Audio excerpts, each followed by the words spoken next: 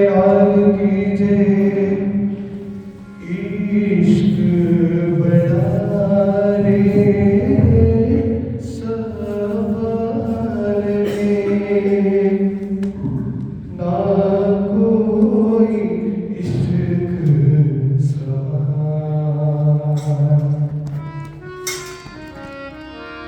एक तेरे इश्क बिना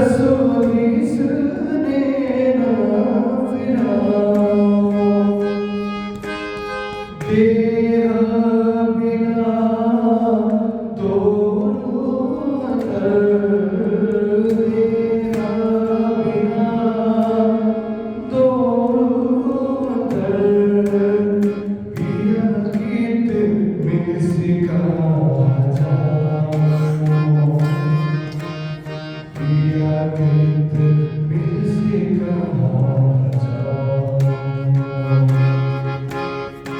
इश्क बड़ा रे सामान में।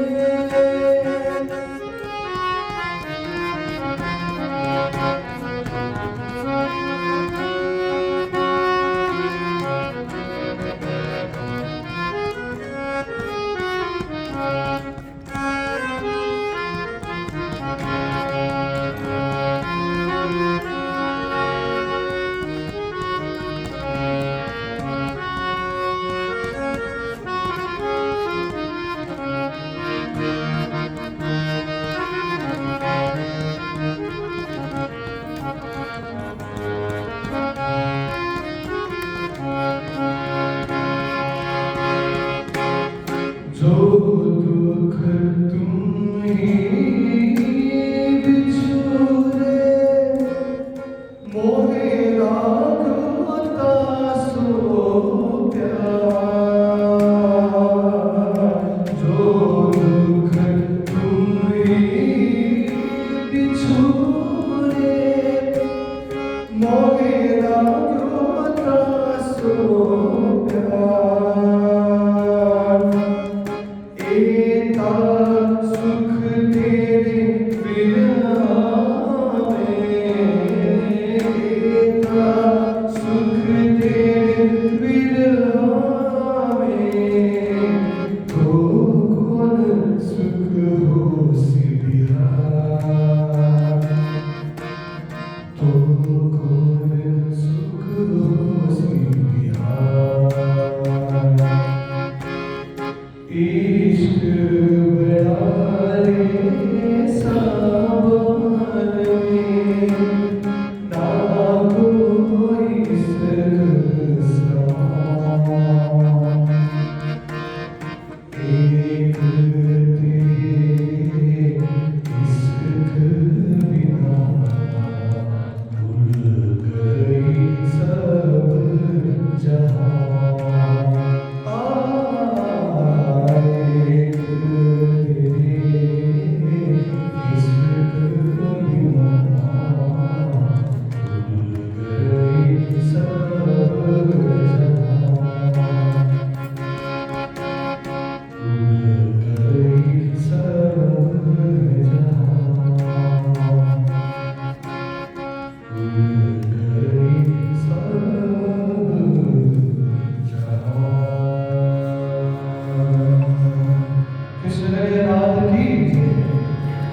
निबेरा खीर नीर का महमत करे कौन और।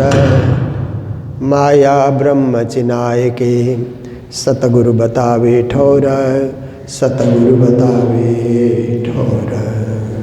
बोलो कृष्ण कन्हैया लाल की। श्री निजानंद स्वामी की। श्री प्राणनाथ प्यारे की। महारानी बाईजुराज की। महाराजा छत्रसाल की। गुरुजी मंगलदास महाराज की। श्री कृष्ण प्रणामी धर्म की। तीनों पुरी धाम की। सर्व सुंदर साथ की। मैं पूछूं पाड़े तुमको प्रणाम। उपस्थित धर्मप्राण शिरोमणि सुंदर साथ जी, माताएं बहनें भाइयों, वाणी चर्चा रसामृत। देखिए, अच्छा काम हमेशा अच्छा फल देता है। जैसे हम लोग अच्छी खेती करते हैं तो अच्छे फसल निकल आते हैं। जो बीज बोया वही फल करके फूल करके सामने आता है। किसी ने धतूर लगाया तो धतूरी वहाँ पर उपजेगा और उसका ही विस्तार होगा। और किसी ने, आप देखिए, गेहूं की खेती लगाई, धान की खेती लगाई, फल फूल की खेती लगाई तो फल फूल ही वहाँ से निकल आते हैं। जो बोया जाता है वही पाया जाता है। इसलिए जीवन में सत्य को बोना, धर्म को बोना, शांति को बोना। देखिए, हम अपने जीवन में शांति का बीजारोपण करेंगे तो जीवन में शांति ही शांति बनी रहेगी। हम अशांति कहीं नहीं करेंगे, अशांति फैलाने वाले भी नहीं बनेंगे। कई लोग अशांति फैलाते हैं ना, वैसे भी हम नहीं करेंगे। हम शांति प्रिय बन करके रहेंगे। ऐसे ही हमने जीवन में धर्म का बीज बोया बचपन से, तो आजीवन धार्मिक बन करके रहेंगे। कैसे ही कठिन परिस्थिति क्यों ना आ जाए, सबसे पहले धर्म, सबसे पहले राज्य का नाम, सबसे पहले गुरु का नाम। क्योंकि जीवन में जो बीज बोया वही तो उगेगा, वही फल देगा, वही आपको सुगंधि देगा, वही आपको उन्नति के पथ पर लेकर जाएगा। तो ऐसे ही आपने अपने जीवन में चर्चा का बीज बोया है, वाणी चर्चा सुनने का बीज बोया। हमारे बहुत सारे श्रोता जो वाणी चर्चा में संलग्न होते हैं सोशल मीडिया से, यूट्यूब से, प्रणामी चैनल से, प्रणामी मीडिया से, तो उन लोगों ने वाणी बोने का अभ्यास प्रारंभ किया। जिस दिन वाणी बोने को नहीं मिले उनको अटपटा लगता है, आज कुछ सुना ही नहीं, आज का दिन आधा अधूरा जा रहा है, कुछ ज्ञान गंगा में गोते लगाने का मौका नहीं मिला। जैसे बिना नहाए कोई रह जाए ना, कोई दिन ट्रेन की यात्रा चल रही है और बिना नहाए दिन भर यात्रा करनी पड़ रही है, तो बड़ा अटपटा लगता है ना। शरीर भी असहज लगता है, शरीर भी भारी भारी लगने लगता है, क्योंकि नित्य का नियम से हम वंचित रह गए। ऐसे ही हमने नित्य का नियम बना लिया कि महाप्रसाद पाना और चंदन लगाना, ये नित्य का नियम हमने बना लिया। तो जब तक महाप्रसाद नहीं पाएंगे शांति नहीं मिलती है। सुबह पहले महाप्रसाद ही हम ढूंढते हैं। घर में है तो ताज़ा प्रसाद राज्य को लगाओ। कभी कभी सुंदर साथ पूछते हैं कि ताज़ा राज्य को भोग लगा तो महाप्रसाद भी लेना जरूरी है। ताज़ा आपने भोग लगाया तो वो भी महाप्रसाद ही है। जो आप भोग बोलते हैं राज्य के आगे धराते हैं, फल धराते हैं या ड्राई फ्रूट धराते हैं या सुखड़ी धराते हैं, जो भी आप धराते हैं, आपने भोग बोल लिया तो वो भी महाप्रसाद ही है। उसको लेने से अलग से महाप्रसाद लेने की कोई विशेष जरूरत नहीं है। पर यात्रा में आप हैं, बाहर कई ऐसे जगह पहुंच गए कि ताज़ा प्रसाद आपके सामने नहीं आ रहा है, तब आपको महाप्रसाद रखना जरूरी है। एक डिब्बी में महाप्रसाद रख लीजिए और जहाँ प्रसाद नहीं मिला वहाँ उसको ग्रहण कर लीजिए। जीवन में प्रसाद पाने का आनंद आपको प्राप्त होता रहेगा। और जहाँ मंदिर है वहाँ तो चंदन लगाने का मौका मिल जाता है ना। सुबह सुबह मंगल आरती और भोग धराने के बाद पुजारी जन प्रसाद और चंदन सबके लिए रख देते हैं ना, सबके लिए सुलभ कर देते हैं। तो वहाँ हम चंदन लगा सकते हैं। राज्य को चढ़ा हुआ चंदन देखिए, पिया जी ने पूजन इन विध कीजे, धाम धनी जी ने पूजन इन विध कीजे, श्री राज श्यामा जी ने पूजन इन विध कीजे, सच्चिदानंद जी ने पूजन इन विध कीजे, फिर सदगुरु साहिब जी ने पूजन इन विध कीजे, पांचों स्वरूप जी ने पूजन इन विध कीजे, सुंदर साथ जी ने पूजन इन विध कीजे। देखिए, कभी कभी कुछ लोग बोलते हैं कि राज्य ने पूजन इन विध कीजे करके खत्म कर देना चाहिए, और नाम का उच्चारण हम क्यों कर रहे हैं, पर पूजा में ज़्यादा समय लगे इसके लिए। धामधनी कहने से भी वही है, राजश्यामा कहने से भी वही है, पूर्ण ब्रह्म कहने से भी वही है, सच्चिदानंद कहने से भी वही है। पर 3-4 शब्द के द्वारा संबोधन करते हैं तो थोड़ा राज्य के पास ज़्यादा बैठने का मौका मिलता है ना, ज़्यादा सेवा करने का, ज़्यादा बार अपना हाथ उठा करके राज्य के सिर में चंदन लगाने का मौका मिलता है ना। इसलिए राज्य को चंदन करते हैं तो पहले चंदन की कटोरी में आप उंगली डालिए, ये उंगली से राज्य की पूजा होती है। तो ऐसे करके चंदन हाथ में लीजिए और ऐसे करके, क्योंकि हम छोटे हैं ना, राज्य महान है, इसीलिए राज्य के चंदन लगाने के लिए ऐसे हाथ करके सीधा नहीं जाना चाहिए, पहले नीचे से हाथ करके ले जाइए। लगाते समय में पिया जी ने पूजन इन विध कीजे, राज श्यामा जी ने पूजन इन विध कीजे, फिर हाथ नीचे करके आप ले आए। तो ये क्या है कि विनम्रता और अपने को छोटा समझ करके रखना, बड़प्पन आने नहीं देना। इसके लिए ये सब तौर तरीके होते हैं, रीत रिवाज जिसको कहा जाता है ना, रंग ढंग, ये कोई सिखाता नहीं है, खुद ब खुद अपने जीवन में ऐसे विचार आते हैं। देखिए आरती करते हैं ना कभी कभी हम लोग, तो कभी कभी तो सामूहिक आरती होती है, तो आरती उतारने वाले बहुत सारे होते हैं। आरती तो 10-15 सजे हुए रहते, पर उतारने वाले 100-200 सुंदर साथ हो, तो हर एक के मन में इच्छा होती है कि एक बार आरती तो हम भी घुमाएं राज्य के सामने, ऐसी इच्छा होती है ना। तो जो सुंदर साथ, अब कई सुंदर साथ क्या है कि उस समय जो आरती करते हैं ना, वो जल्दी से देते नहीं है, वैसा सोचते हैं कि हम ही परम भक्त हैं, हम ही परम सुंदर साथ है, तो दूसरे को जल्दी से एक तो देते नहीं है। जब आपकी तरह वो भी तरस रहा है आरती करने के लिए, तो जल्दी से करके उसको दे देना चाहिए, उसको भी वो आनंद लेने का मौका देना चाहिए। आनंद मिला करके खुद ही लूटते रहना, वो तो एक जिद है, उसको औरों को भी वितरित कर देना चाहिए।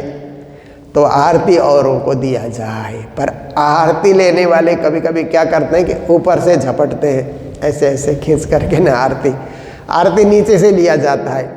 कोई आरती कर लिया और आपको आरती करने का मौका दे रहा है, तो नीचे से आरती को पकड़ लीजिए, विनम्रता उसमें आती है ना।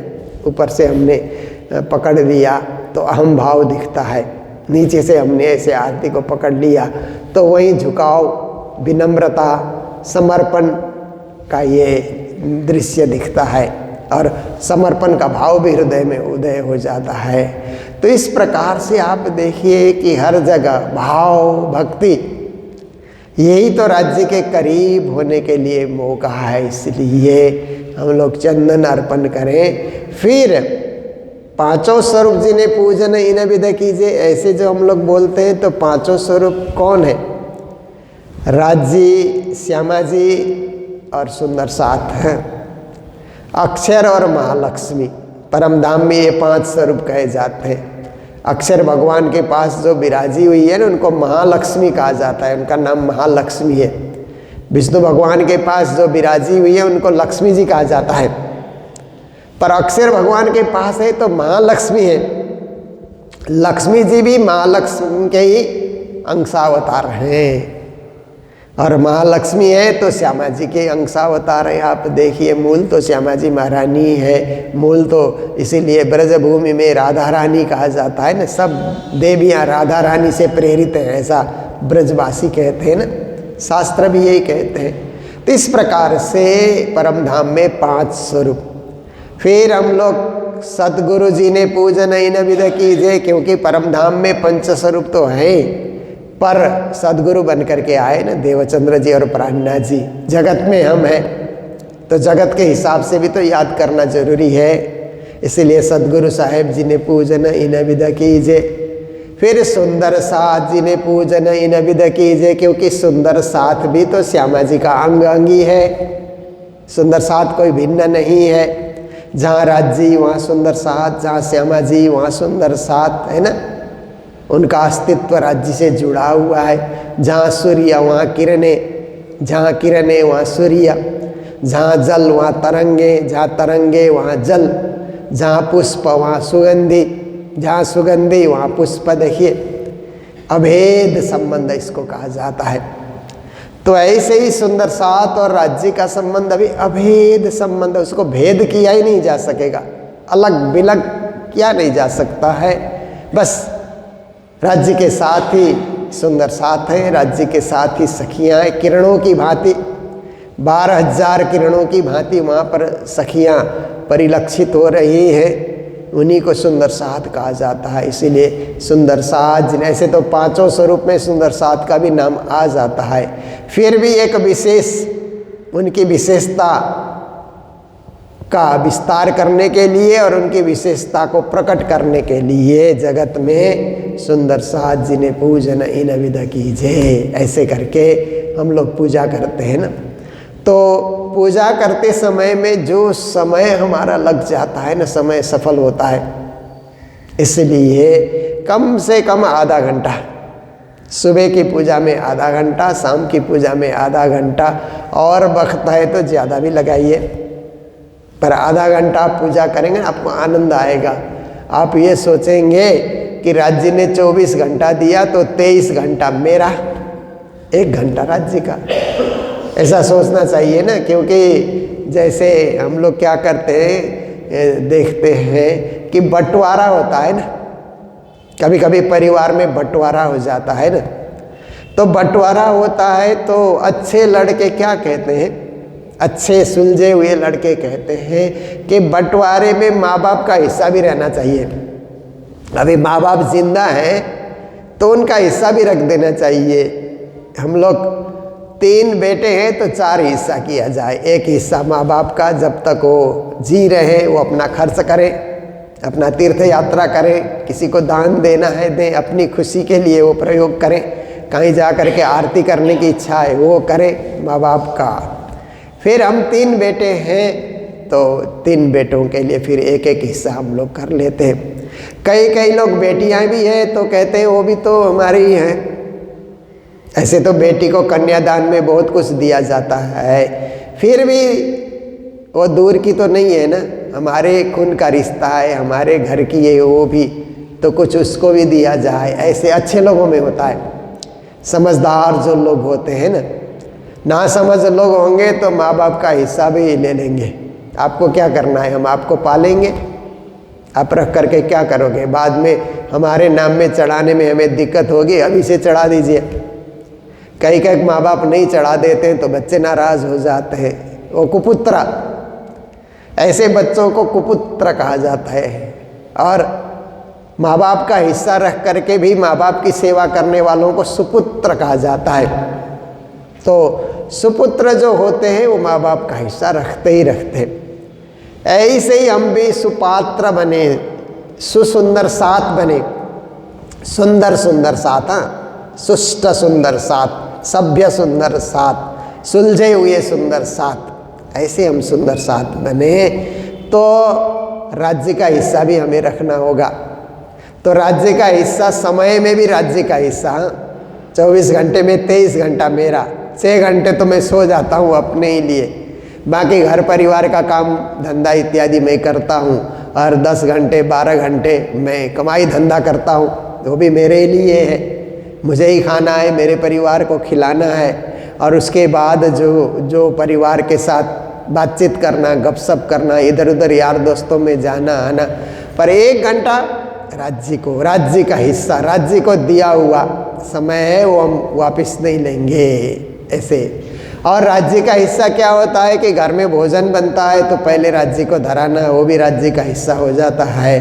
और आपने कोई खेती की, फल फूल निकल आते हैं तो पहले राज्य को चढ़ाया जाए, वो राज्य का हिस्सा हो गया।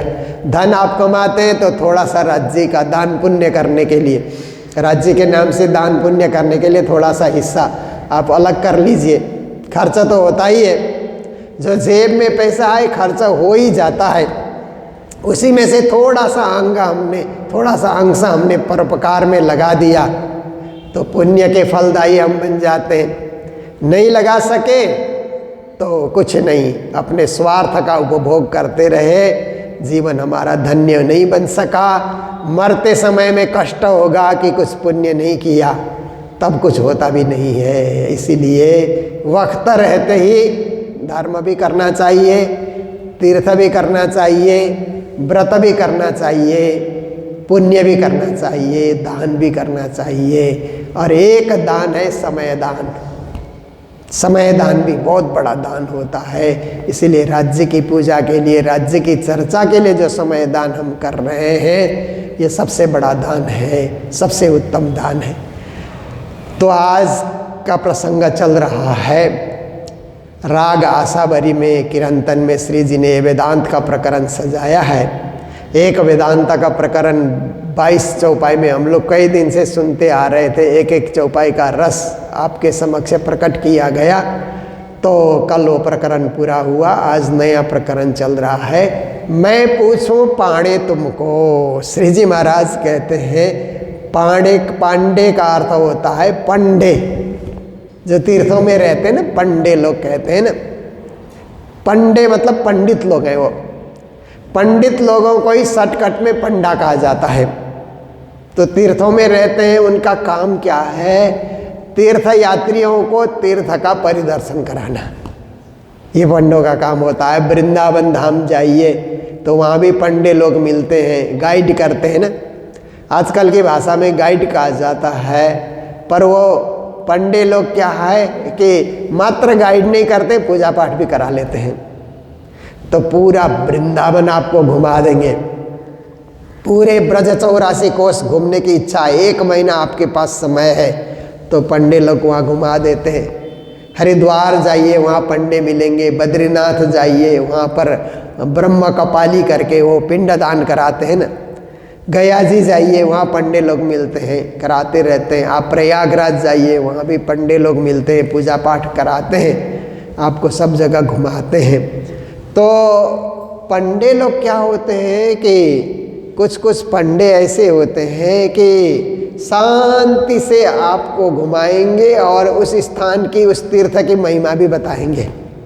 ये भूमि की विशेषता क्या है वो भी आपको बताएंगे, तो आपकी यात्रा सफल बना देते हैं। और कुछ थोड़े से क्या है, लालची टाइप के भी होते हैं। कलियुग है ना, आज का युग तो कलियुग कहा जाता है। तो कलियुग में कुछ ऐसे भी पंडे मिल जाएंगे, कभी लालची, ये करो, करना ही पड़ेगा, और आपसे ज़्यादा धन वसूलने का, ज़्यादा आपसे खींचने का भी प्रयास करते हैं। इसीलिए अब कलियुग है, पता नहीं चलता है कौन अच्छा है कौन बुरा है। पर पंडों का काम अच्छा काम है। जैसे आप देखिए ना, हम लोग बीतक में सुनते हैं, श्री जी महाराज सिद्धपुर में थे तो भगवान रेवादास नाम का एक पंडा घुमाता फिराता रहा, आता जाता रहा। जब श्री जी महाराज सिद्धपुर से पालनपुर तक पैदल चल करके चले गए, वो भी साथ साथ चलता रहा।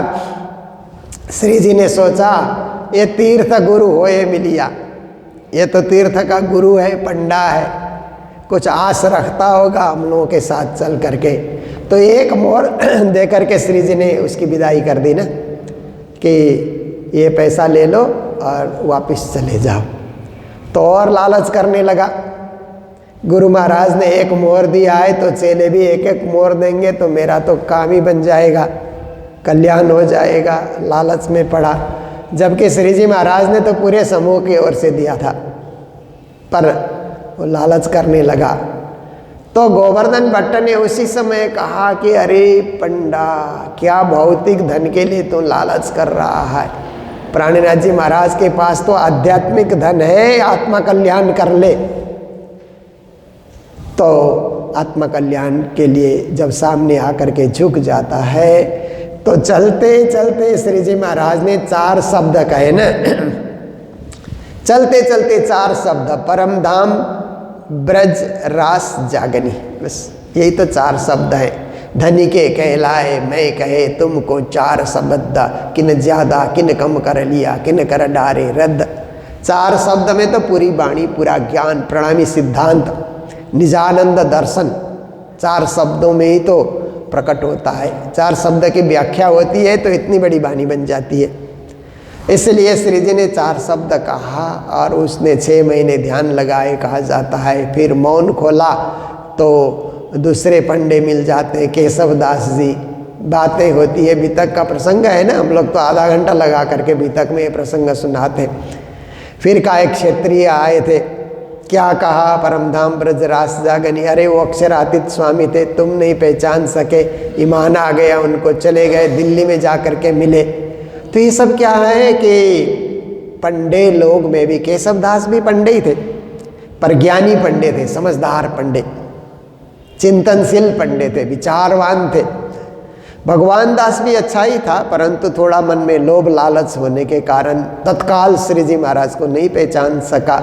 बाद में केशव दास लौट करके आए तो उनसे दीक्षा उसने ली और उसकी आत्मा भी जाग गई। किसी की जागनी क्या है कि तत्काल हो जाती है, किसी को सोच समझ करके साल 2 साल प्रतीक्षा के बाद जागनी होती है, किसी को पूरा जन्म भर प्रतीक्षा करनी पड़ती, जागनी होती नहीं है, हंसी हंसी करते रहते हैं। ये अंकुर की बात है। किसका अंकुर कब प्रस्फुटित होगा ये तो अभी राज जी जानते हैं। यह अंकुर प्रस्फुटित होने करने वाले व्यक्ति के दिल की भावना से ही ये सब समझा जा सकता है। तो श्री प्राणनाथ जी महाराज ने ये पांडे कह करके पंडितों को समझाया कि मैं पूछूं पांडे तुमको, अरे पंडितों ज्ञानियों आपको मैं पूछ रहा हूं, तुम कहो करके विचार, जो भी मैं पूछूंगा ऊपर ऊपर से जवाब नहीं देना, विचार करके समय ले करके चिंतनशील बन करके धर्मशास्त्रों का अध्ययन करके। मैंने ऐसे नहीं पूछा है आपको, हाजिरी जवाब की तरह मैंने नहीं पूछा है, मैंने सिद्धांत की बात मैंने पूछी है, इसलिए तुम लोग विचार करके ही बोलना है। बिन विचारे बोलोगे तो अर्थ का अनर्थ हो जाएगा, इसलिए विचार करके सोच करके शास्त्र सम्मत बात तुम लोगों को बताना है। शास्त्र अर्थ सब ले वहीं, आप लोग शास्त्र का अर्थ तो लेते ही हैं, पढ़ते हैं पढ़ाते हैं, पर किने न किया निराधार, परमात्मा का स्थान कहाँ है वो निश्चय करके कोई बताता नहीं।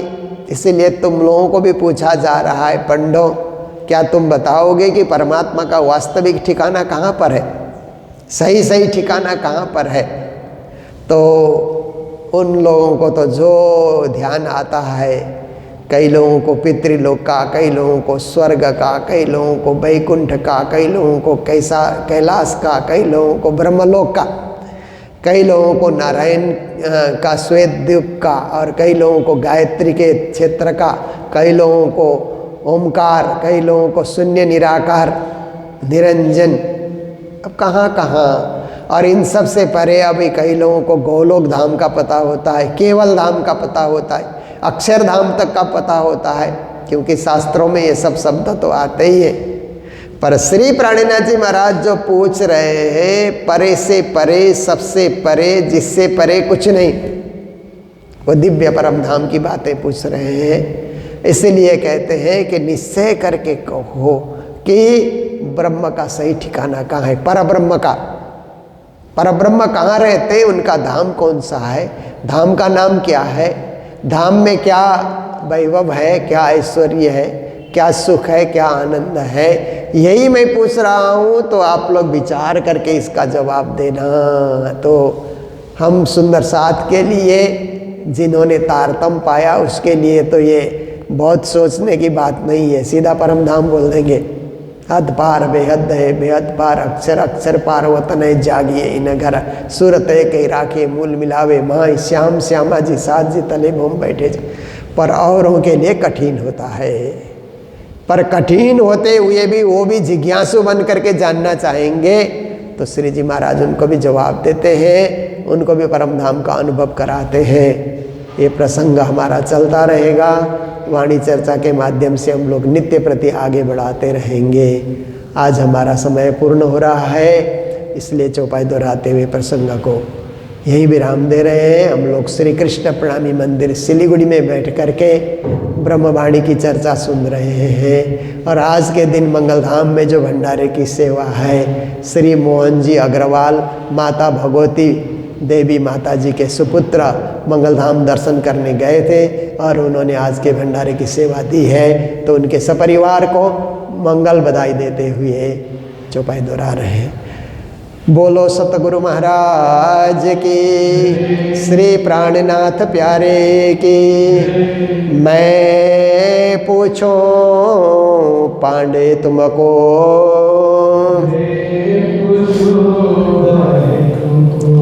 तुम कहो करके विचार, शास्त्र अर्थ सब ले वही, पर किन न कियो निर्धार, पर किन न कियो निर्धार। बोलो श्री प्राणनाथ प्यारे की, श्री धाम के धनी की प्रणाम।